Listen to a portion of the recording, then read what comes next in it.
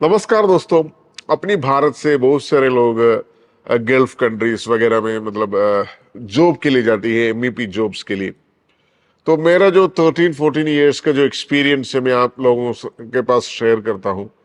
और मैंने basically HVAC line में था और एमईपी टोटल कर रहा था, लेकिन बेसिकली एचवीएसी पर्टिकुलरली फोकस कर रहा था। आल्सो प्लम्बिंग बहुत हमने हैंडल कर रहा था। तो जब भी हमने एक साइट में घुसता है, जब भी एक नया फ्लोर हमने लेती है और मल्टीपल फ्लोर हमारे हाथ में आती है, तो हमें कुछ लिस्ट ऑफ ड्राइंग की जरूरत होती है। वो एक्चुअली इस तरीके से रहता है, देखिएगा आप। ये जो मेरा जो स्क्रीन में दिखाई देती है आपको, ये देखिए, ये आपको इस तरीके से एचवीएसी फायर, ये एक्चुअली आईएफसी ड्राइंग्स है। आपको मैं दिखा रहा हूँ आईएफसी ड्राइंग्स। ये आईएफसी ड्राइंग्स मैंडेटरी मतलब ये जो मतलब क्लाइंट आपको देना, प्रोवाइड करना है, यानी आपका जो कॉन्ट्रैक्टर आपको प्रोवाइड करना है। ये बिना आईएफसी ड्राइंग के बिना आपने कोई भी वर्क मत करिए, क्योंकि ये आईएफसी ड्राइंग एक तरह बाइबली होती है। उससे कनेक्टेड बाकी सब कुछ बनता है। IFC drawing and project specification, ये दोनों बाइबल होता है इसका, और इसका थ्रू बाकी सारे सब कुछ होती है। तो आईएफसी ड्राइंग क्या होती है, मैं आपको उसको थोड़ा सा खोल के दिखा रहा हूँ। देखिए, आईएफसी ड्राइंग किस किस चीज में आपको मिल जाती है। आर्किटेक्चरल का है, स्ट्रक्चरल का है, एमईपी का है, और ड्राइंग लिस्ट स्पेसिफिकेशन। ये देखिए, ये स्पेसिफिकेशन, ये ड्राइंग लिस्ट होती है, एक्सेल शीट में होती है। चलिए, तो ये जो स्पेसिफिकेशन क्या है, पीडीएफ फॉर्मेट में रहता है। आपको देखिए, ये देखो एमईपी का स्पेसिफिकेशन होती है। ये देखो इलेक्ट्रिकल, इसके इलेक्ट्रिकल का अलग स्पेसिफिकेशन दिया है, मैकेनिकल का अलग स्पेसिफिकेशन है, इलेक्ट्रिकल का अलग है। ये बहुत सारे पेजेस होती है, इसमें बहुत सारे कंटेंट्स होती है। देखिए, ये जो प्रोजेक्ट था मैंने जो लास्ट टाइम किया हुआ है, ये देखिए इसमें क्या क्या चीजें होती है, आप देखिए, है ना। इसका मात्र सब मतलब इंडेक्स आपने देखी, देखो इतना सारे बिल्डिंग कैसे करना है, पंप्स के बारे में, टैंक्स के बारे में, सारे के बारे में इसमें क्लियरली मेंशन किया हुआ है। चलो हमने इसको क्लोज कर लेते हैं। हमने बैक में जाते हैं, हमने कुछ ड्राइंग्स के बारे में देखेंगे। ड्राइंग्स, एमईपी ड्राइंग्स, ये देखिए, और उसमें एचवीएसी का ड्राइंग में खोल देता हूं। ये actually IFC drawing, issued for construction drawings, issued for construction only. तो नॉर्मली एक प्रोजेक्ट में ऐसा स्पेसिफिकेशन दिया जाती है, आप आईएफसी ड्राइंग ले लो या इश्यूड फॉर कंस्ट्रक्शन ड्राइंग हमारे से ले लो, और शॉप ड्राइंग बना के ले लो, लेके आइए। क्योंकि आईएफसी ड्राइंग में डिटेल्स नहीं होती है, जो कंस्ट्रक्शन के हिसाब से नहीं होती है। बेसिकली इसमें बेसिकली जो स्ट्रक्चरल ड्राइंग होती है, जो आर्किटेक्चरल ड्राइंग होती है, इसके कंपेयर करके आपको कई सारे लेवल्स वगैरह सब कुछ डालना पड़ता है। मतलब आप कोई भी सर्विस डालती है, जैसे एचवीएसी सर्विस डाल दी, आपको सीलिंग के ऊपर से जाना है, तो सीलिंग के लेवल आपको आर्किटेक्चरल ड्राइंग में रहता है, और स्लैब लेवल क्या है आपको स्ट्रक्चरल ड्राइंग में, वो मोस्टली आपको क्लैरिटी मिल जाती है। ये सब कुछ कंपेयर करके शॉप ड्राइंग बना लेते हैं। और डेक्ट का साइजिंग, इसमें बहुत सारे कैलकुलेशन भी होती है। टू बी फ्रैंकली, जैसा एक साइट में आपको एक पहले एक ड्राइंग खोल के दिखा रहा हूँ। ये देखिए, मैंने आपको पीडीएफ ड्राइंग खोल देता हूँ, इसमें ऑटो कैड नहीं है, इसकी वजह से। एक मैंने देखो बेसमेंट लेवल प्लान आपको दिखा रहा हूँ। देखिए, बेसमेंट इतना बड़ा बेसमेंट है, ये थोड़ा सा जूम करने से नहीं मिलता है। मैंने आपको उसका एक पार्ट खोल देता हूँ, वन पार्ट, ये दूसरा पार्ट है। और second basement, basement plan part 2। ये देखिए दोस्तों, ये देखिए, इसको मैंने थोड़ा सा जूम कर लेता हूँ। ये देखिए, ये इतना बड़ा मतलब बेसमेंट में मात्र यहाँ थोड़ा सा डेक्टिंग है, बस एचवीएसी यहाँ थोड़ा सा डेक्टिंग है। तो इसमें क्या होती है, ये जो इंसुलेशन के क्लैरिटी नहीं मिलेंगे शायद हमें, तो इंसुलेशन को हमको मतलब कैलकुलेशन बना के मतलब क्लाइंट को, मतलब अपना जो कंसल्टेंट को सबमिट करके अप्रूवल लेना पड़ता है। हाँ, ये डेक्ट से इसको इतना इंसुलेशन लगाना है, टू बी फ्रैंकली। और सपोर्ट्स, कौन सा एमएम थ्रेडेड रोड डालना है, उसको पुल आउट डालना है, 10 mm डालना है, ये 8 mm डालना है, उसको भी हमने सबमिटल देना पड़ता है आपका जो कंसल्टेंट होती है। उसके अलावा आपको लेवल्स, लेवल्स मतलब कौन से लेवल में सर्विसेज जाएगी। तो देखो, आपको मैंने वेरी क्लियरली बोलता हूं, आपको सीलिंग लेवल से स्लैब लेवल, है ना, सीलिंग लेवल से स्लैब लेवल करीब 600 mm का होती है। तो आपका कई सारे डक्ट पास होंगे, प्लम्बिंग पाइप पास होंगे और चिल वाटर पाइप पास हो जाएंगे। तो ये सबका इन्वर्ट लेवल मतलब उसका जो लेवल होती है, जो हाइट होती है, वो सब कुछ डिफरेंट डिफरेंट डिफरेंट होती है, क्योंकि एक दूसरों से क्लाश ना हो।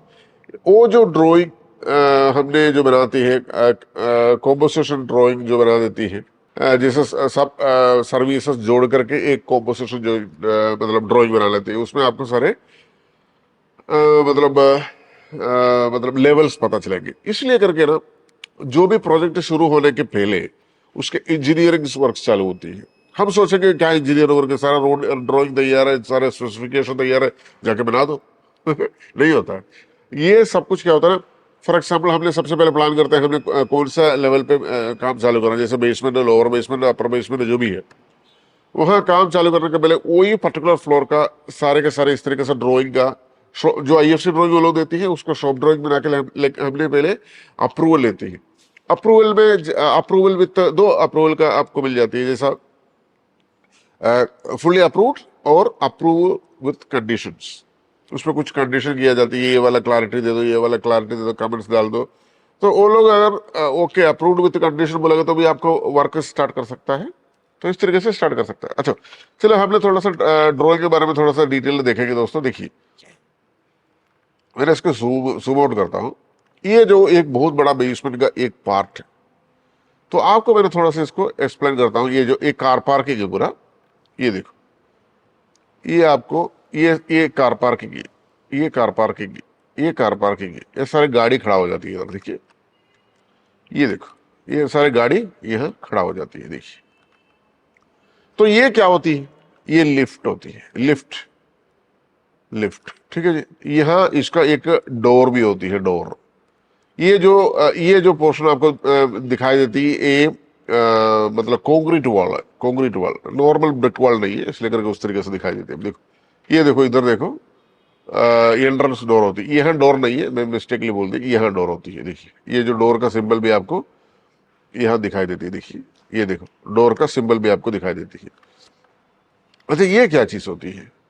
ये होती है आपको फैन गोल यूनिट्स या एफसीयू। तो ये बेसिकली दो सिस्टम में काम करती है एफसीयू। एक चिल वाटर में काम करती है, चिल वाटर कनेक्शन दिलवा देती है इसको। और दूसरा क्या है, आपको एफसीयू जो आउटडोर यूनिट, इंडोर यूनिट जो अलग अलग बना करके भी एफसीयू बनाती है। तो इसमें दो कंडीशन आपको देखो, ये जो एरिया आपको दिखाई देती है, ये लोबी कहता है इसको, ये लोबी। ये जो है ना, लिफ्ट है, ये जो लिफ्ट है, ये जो लिफ्ट है, ये जो लिफ्ट है, यहाँ एक लिफ्ट है, ये एक फायर लिफ्ट होती है। और एक वीआईपी के लिए एक अलग से लिफ्ट है, वीवीआईपी। ये fire lift basically fire purpose के लिए जो यूज होती है, फायर लिफ्ट कहा जाती है उसको। और ये जो लिफ्ट होती है, ये फायर लिफ्ट का बहुत सारा स्पेसिफिकेशन होती है, उसके बारे में मैं डिटेल डिस्कस करूंगा। क्योंकि नॉर्मली जितना भी लिफ्ट और एस्केलेटर जो भी होती है, फायर मतलब कॉस्ट इफेक्ट में सारे सब कुछ आइडियल हो जाती है। ठीक है जी। तो ये जो है एफसीयू के बारे में हमने थोड़ा सा बात करेंगे। ये जो है आपको चिल वाटर एफसीयू है बेसिकली। ये जो मैंने ये जो साइड में किया था, ये हर एफसीयू को आपको जो नंबर्स मिलती है, देखो, बेसमेंट 3, ये B3 लिखा हुआ है, बेसमेंट 3, डेक्टेड स्प्लिट यूनिट नंबर 2। तो हर एक जितना भी यूनिट होती है, हर एक को अलग अलग नंबर्स होती है। ये नंबर के हिसाब से आपको मैन्युफैक्चरर सप्लाई करता है, वो नंबर के हिसाब से आपने बैठा दिएगा। आपने यहाँ का एफसीयू लेकर के दूसरा जगह पे नहीं बैठा दो, तो है ना, उसको जो नंबर के हिसाब से बैठा देंगे, क्योंकि उसका सारे कैपेसिटी होती है, फ्लो रेट होती है, डिफरेंट डिफरेंट होती है सबका, क्योंकि ये सारे कस्टम मेड होती है। ये जो एफसीयू कैसे हैंगिंग करता है, एफसीयू हैंगिंग करने के लिए आपको वाइब्रेशन आइसोलेटर का जरूरत होती है, जो शॉक अब्सॉर्बर्स कहता है, क्योंकि एफसीयू थोड़ा सा हिलता है जब भी चलने के टाइम। तो मतलब हिलने के टाइम उसको जो सपोर्ट वगैरह का कोई डैमेज नहीं होना चाहिए, इसकी वजह से वाइब्रेशन आइसोलेटर लगा देती है। तो चारों थ्रेडेड रोड, ये चारों कॉर्नर में थ्रेडेड रोड लगा देती है ऊपर। ये देखो, ये यहाँ यहाँ और यहाँ और यहाँ, वो उधर हुक रहता है जो एफसीयू में, वो सीधा सीधा मतलब स्लैब में ड्रिल मार के हैंग कर देते हैं। और यहाँ इसका जो फ्लेक्सिबल कनेक्टर लगा देती है। फ्लेक्सिबल कनेक्टर मतलब ये जो डक्ट जो है ना, फिक्स चीज है, ये जो जो अपना फैन गोल्ड यूनिट थोड़ा सा वाइब्रेट करते हैं, वो जैसा कई सारे ब्रांड बना देते हैं जो कनेक्टर। और ईएफसीयू से जो पानी निकलता है, मतलब कंडेंसेशन ड्रेन वाटर है, उसके लिए ड्रेनेज पाइप भी लगा देती है। वो ड्रेनेज पाइप लगाने के लिए भी एक तरीका होता है। नॉर्मल सिंपल सा पाइप आपने लगाने से कोई पानी नहीं जाने वाला है, उसको ट्रैप बना, ईएफसीयू के लिए ठीक है, वो ड्रिप ट्रे में आती है फिर जाती है, कोई दिक्कत नहीं। लेकिन एएचयू में आपको यू ट्रैप बनाना ही पड़ेगा। हाँ, इसमें भी आपको यू ट्रैप ये लोग डिमांड करते हैं जो कंसल्टेंट, इसलिए करके वो जो भी कचरा वगैरह आती है उसको क्लीन करने के लिए वगैरह यू ट्रैप लगा देती है। तो इसको डेक्ट माउथ कहता है, डेक्ट माउथ। ये डेक्ट जो भी है जीए शीट का मोस्टली होती है जो गल्फ कंट्रीज में, और प्री फैब्रिकेटेड डेक्ट भी आती है। ये डेक्ट का जो भी साइज होती है ना जी, 475 इंटू 250 लिखा हुआ है। अच्छा, इसमें कौन से साइज से 475, कौन सा है 250? इसके एक इंटरनेशनल स्टैंडर्ड होती है। जो पहले दिया गया हुआ है वो बॉटम होता है, जो सेकंड दिया हुआ है वो खड़ा वाला होती है। जैसे एक स्क्वायर नेक है, जैसा 475 है, 475 इसका जो फ्लैट नेक का जो बॉटम ले, बॉटम और टॉप सेम है ना, और जो उसको जो साइड होती है 250 है। वो कोई भी कंट्री में जाओ सेम है ना, ये एक स्टैंडर्ड होती है। ये जो नेक का साइज देखो, 275 इंटू 200, इसका 275 क्या है बॉटम, और 200 इसका हाइट। आपने नेक जब भी ऑर्डर करती है थोड़ा सा ध्यान में रखे ऑर्डर करिए, अदरवाइज वाट लगने वाला है। ये जो है आपको डेक्ट सीधा सीधा इधर तक लगाया हुआ है। इधर से देखो कनेक्टर लगा करके देखिए, एक डेक्ट इधर पीछे लगाया, क्योंकि इधर देखो, हाँ, इधर आने के बाद ये इधर थोड़ा सा राउंड वीएफडी लगाया हुआ है, या square VFD, volume control dampers. यानी क्या वॉल्यूम है, डेक्ट का जो एयर फ्लो जो होती है उसका जो वॉल्यूम कंट्रोल डैम्पर्स लगाया हुआ है।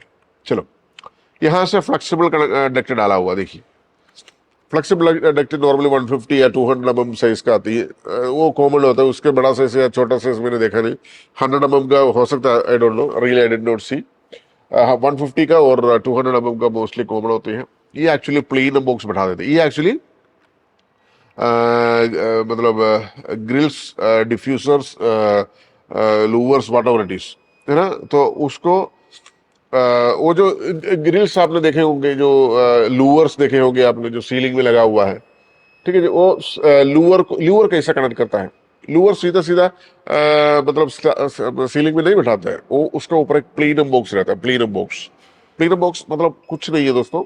यहाँ से जो प्लेनम बॉक्स इसलिए लगाता है, यहाँ से एक शार्प फोकस एयर फ्लो आती है। तो शार्प मतलब एयर फ्लो ऐसे नीचे, सीलिंग से नीचे करने से, जैसा कोई भी उधर से इधर चलता चलता होता है ना, उस ऊपर सिर पे लगेगी, ओह क्या हवा आ रही है। तो प्लीनम क्या होता है, ये जो शार्प फ्लो को थोड़ा सा टर्बुलेंट फ्लो बना लेता है, मतलब घुमा देता है उसको, फ्लो को घुमा के उसको पैरेलली डिस्ट्रीब्यूट कर देता है डिफ्यूजर से नीचे। तो डिफ्यूजर भी इस तरीके से बनाया गया हुआ है, उसके जो हाइट के हिसाब से, फ्लोर से सीलिंग का जो हाइट होती है वो हाइट का हाइट उसको मेजरिंग में लेती है। और उसका साउंड लेवल, यानी कितना डेसिबल तक साउंड लेवल हो सकता है, 20 या 30 डेसिबल साउंड जो भी है, उसका भी कंसिडर करके ये जो डिफ्यूजर्स सेलेक्ट करता है, ग्रिल्स और diffuser whatever it is. तो उसका हिसाब से स्पेशल सिलेक्शन होती है उसका। ऐसा मतलब हम जो मिलता है वो लेके लगाने से नहीं होगा काम। वो एग्जैक्टली उसका जो हमने डिजाइन मतलब सिलेक्शन लगा देती है, उसके बाद कंसल्टेंट से अप्रूवल लेती है, फिर उसको बिठा लेती है। तो चलिए आगे चलते हैं। हमने यहाँ देखो, यहाँ ये और एक डेक्ट इस तरीके से देखो आया हुआ है, आपको यहाँ दिखाई देती, देखिए ये देखो, ये जो डेक्ट आया हुआ है इधर देखिए, है ना। फिर यहाँ से घूम करके यहाँ से आके यहाँ से आके यहाँ तक आया हुआ। तो ये यहाँ तक आया हुआ, देखो ये जो डेक्ट का साइज इधर लिखा है 300/200, और इधर 225 इंटू 200 आ गया। ये जो डेक्ट का साइज है 300/200। क्यों? इस देखो, यहाँ देखो, यहाँ एक अलग साइज होते हैं, ये सेम साइज है 425/200। तो ये क्यों अलग अलग साइज दिया गया हुआ है? तो इसका भी कारण है दोस्तों। देखो ये जो देखो ये जो ग्रिल इधर लगाया हुआ है, इसमें देखो तीन यहाँ से वन आउटलेट लिया है, इधर से एक लिया है, इधर से एक लिया है। है ना। ये तीनों में VFD भी लगाया हुआ है, वॉल्यूम कंट्रोल डैम्पर्स। तो ये यहाँ से जब ये सप्लाई करेगा ना, थोड़ा सा एयर कम हो गया, उसको वजह से देखो पैरेलली डिस्ट्रीब्यूट होने के लिए इस तरीके से रिड्यूस कर देती है हमने, है ना। यहाँ पे भी सेम हमने मतलब एक माउथ लगा देती है, VFD लगा देती है, उसके बाद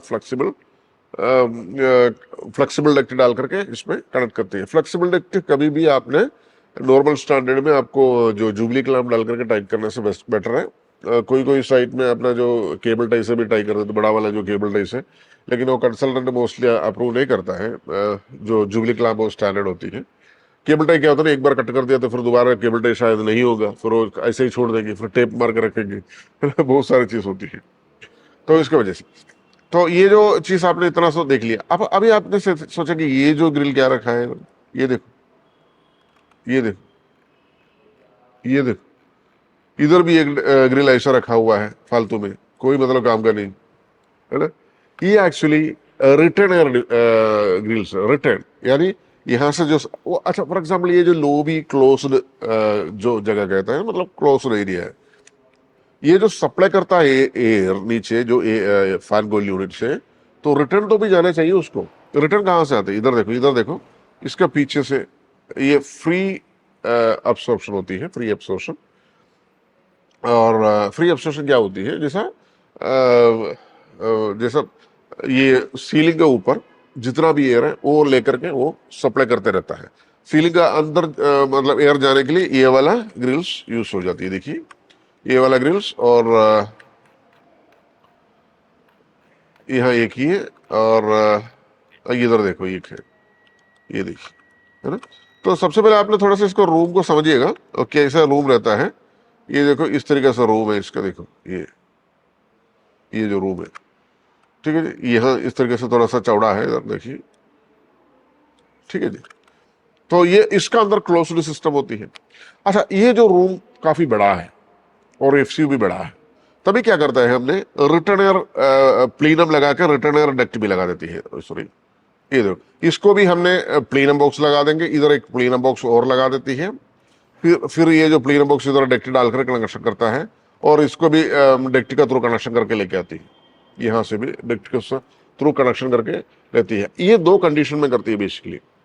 एक्चुअली क्या होता है ना, ये एक टू बी फ्रैंकली आप समझ लेना वेरी क्लियरली, आपका सीलिंग का जो यहाँ पे बहुत ज्यादा होती है, टू कंडीशन उसमें बनाते हैं ये बेसिकली, बहुत ज्यादा, मतलब आपका फ्लोर से, मतलब फिनिश्ड फ्लोर लेवल से सीलिंग तक, for example 3 metre height example, वो सीलिंग से स्लैब तक अगेन 3 मीटर या 4 मीटर हाइट है, आप समझ लीजिए, है ना।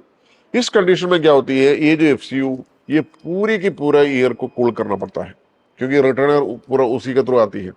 तो इन दैट सिचुएशन में हमने क्या करती है, रिटर्नर को भी डक्ट लगा के प्लेनम लगा देती है, क्योंकि इतना मतलब ये FCU बहुत सारे काम करना पड़ेगा ये तो पूरा कूल करने के लिए, पूरा एरिया कूल करने के। और दूसरा क्या है, बहुत बड़ा वाइड एरिया होती है ना, जैसा फॉर एग्जाम्पल एक बहुत बड़ा हॉल होती है, वहाँ क्या होती है, अपने इस तरीके से अपना पूरा सीलिंग के ऊपर का भी एयर को ठंडा करने के लिए कोशिश करता है।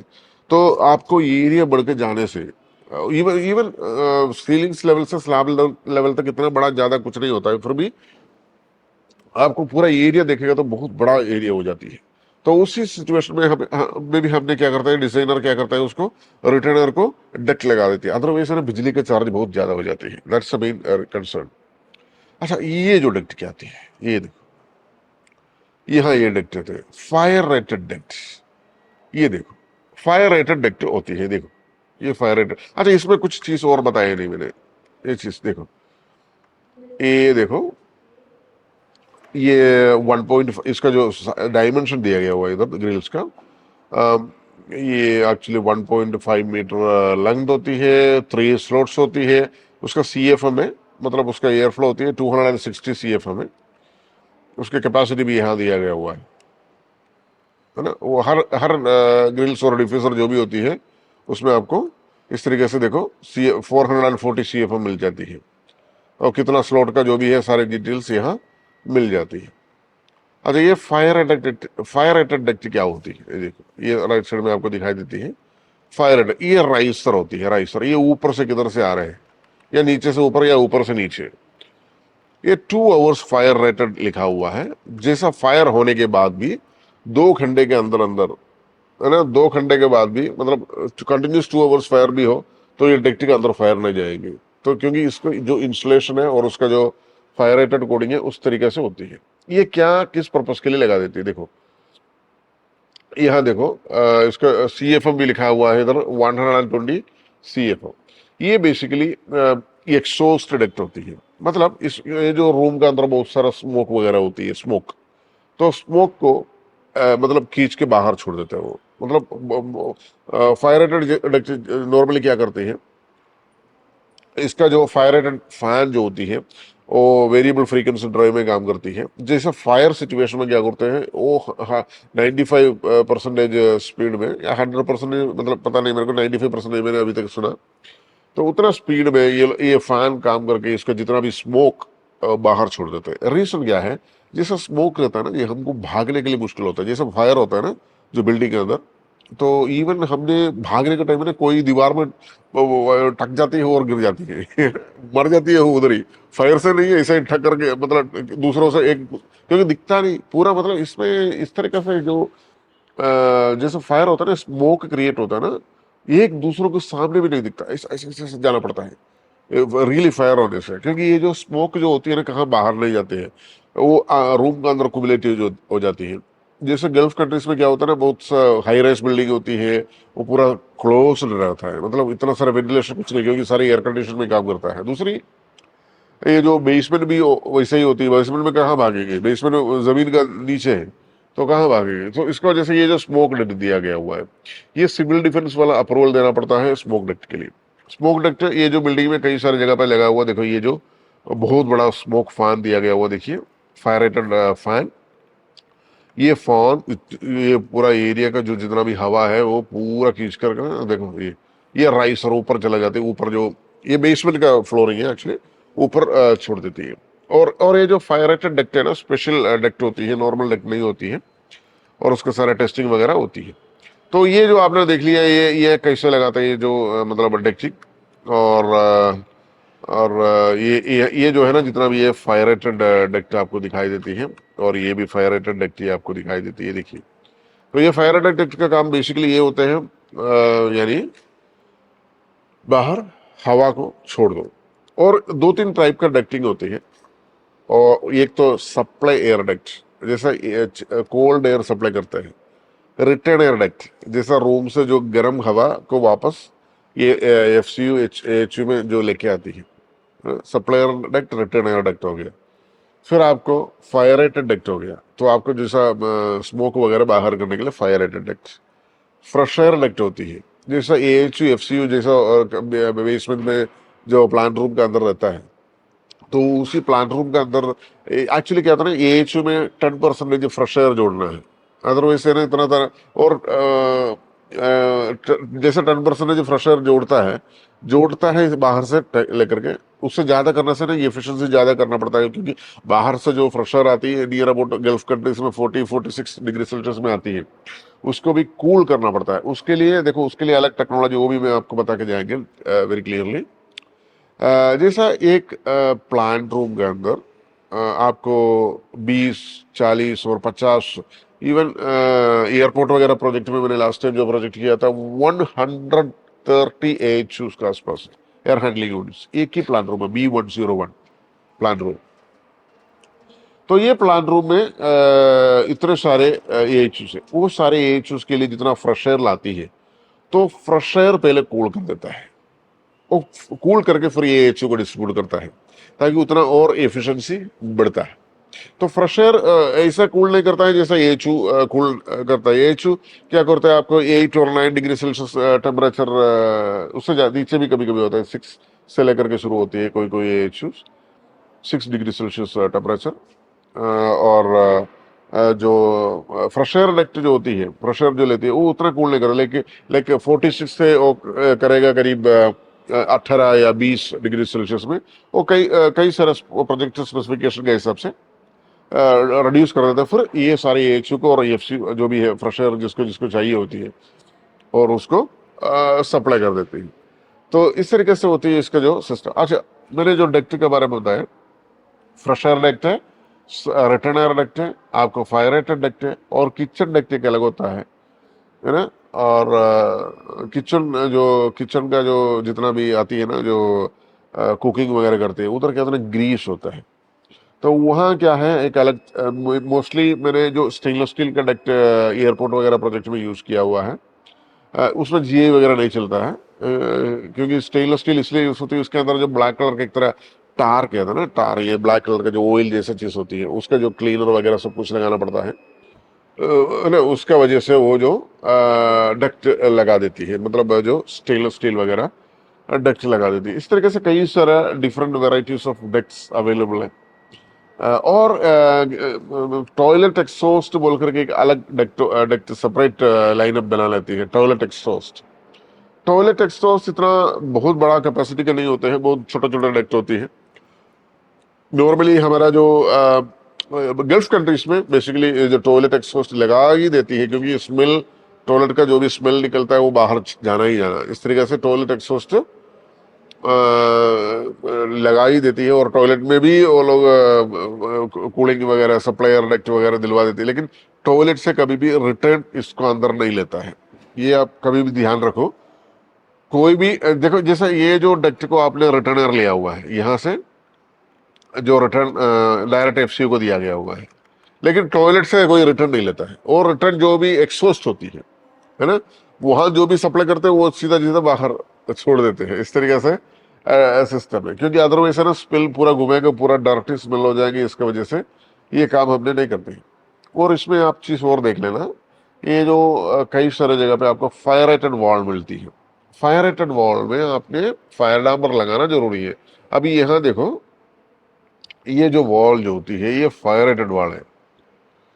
ये जो है आपको फायर रेटेड वॉल, आपको यहाँ सप्लायर डक्ट नहीं, ये सप्लायर डक्ट कभी भी फायर, ये जो है ना फायर रेटेड वॉल होती है, ये वाला, ये फायर रेटेड वॉल का ड्राइंग आपको अलग से मिलती है।